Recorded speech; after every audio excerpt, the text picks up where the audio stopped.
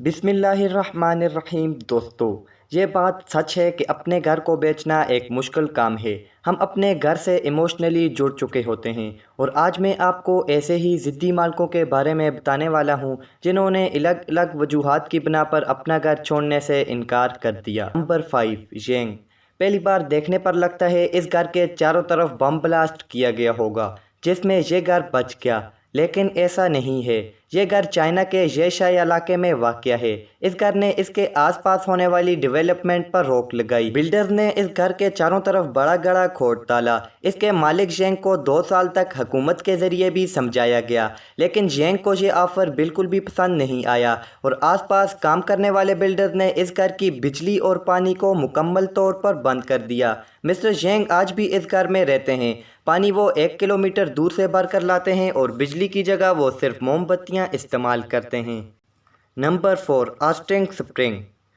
Downtown Washington में जब property की कीमत आसमान को छू रही थी, तब ऑस्टिन स्प्रिंग के पास एक घर था जिसको बिल्डर खरीदना चाहते थे और वो इस घर को तोड़कर वहां बिल्डिंग्स बनाने की तैयारी में थे। इसके बदले बिल्डर्स ने ऑस्टिन को $1 मिलियन की ऑफ़र की, लेकिन उस वक्त भी ऑस्टिन ने घर बेचने से इनकार कर दिया और इसके बाद ऑस्टिन ने वहां पर एक पिज़्ज़ा हट खोला। जब इस जगह की प्रॉपर्टी की कीमत आसमान को छू रही थी, तब भी ऑस्टिन ने अपने घर को बेचने से इनकार कर दिया। इस बात की शोहरत पूरे वाशिंगटन में हुई।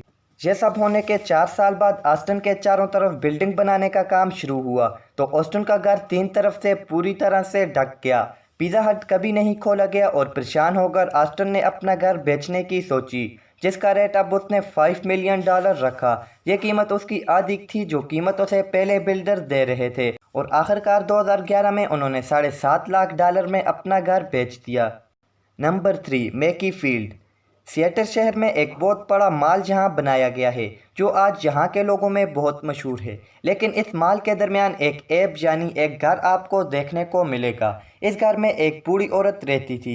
बहुत साल पहले जब बिल्डर अपने साथ बिल्डोजर और पैसे लेकर औरत के पास पहुंचे तो औरत ने इस घर को बेचने से मुकम्मल इनकार कर दिया, जिसके बाद बिल्डर्स के पास कोई और रास्ता नहीं बचा और उनको इस घर के चारों तरफ माल बनाना पड़ा। माल बनने के 1 साल बाद माल के मालिक की बुजुर्ग औरत की अच्छी दोस्ती हो गई और वो उनको घर का राशन फ्री में देने लगा और जब 87 साल की उम्र में बुजुर्ग औरत इस दुनिया से गई तो मकान भी मालिक के नाम किया गया, लेकिन उन्होंने अभी तक इसे तोड़ा नहीं। Number 2, Chinese motorway. दोस्तों, चाइना का मोटरवे 2 हिस्सों में बांटा गया, वो सिर्फ इसलिए क्योंकि घर के मालिक ने इस घर को बेचने से इनकार कर दिया। घर का मालिक आज भी इस मोटरवे पर अकेले घर में रहते हैं। अब इस मोटरवे से गुजरने वाले लोगों को इस घर के साइड से घूमकर जाना पड़ता है और ऐसा तब तक चलता रहेगा जब तक इस घर का मालिक कोई फैसला नहीं कर पाता। नंबर 1, इयो बोगिन। एक अकेला मकान एक हाईवे के बीचों बीच खड़ा है क्योंकि एक बुजुर्ग ने इसे बेचने से इनकार कर दिया। इयो बोगन और उनकी बीवी जो चाइना में रहते हैं, उनके सामने और आसपास रहने वाले तमाम लोगों ने अपना घर हाईवे बनाने के लिए बेच दिया, लेकिन ये शख्स बेचने को तैयार नहीं हुआ। लेकिन बाकी घरों को तोड़ते हुए इस घर को भी काफ़ी नुकसान पहुंचाया गया, जिसके बाद भी इस बूढ़े शख्स ने अपना इरादा नहीं बदला क्योंकि उनको लगता है कि उनको मिलने वाले पैसे बहुत कम हैं और अब पूरे हाईवे के एन दरमियान में ये 5 मंजिला इमारत खड़ी रहती है और आने जाने वाले लोगों को इससे घूमकर जाना पड़ता है।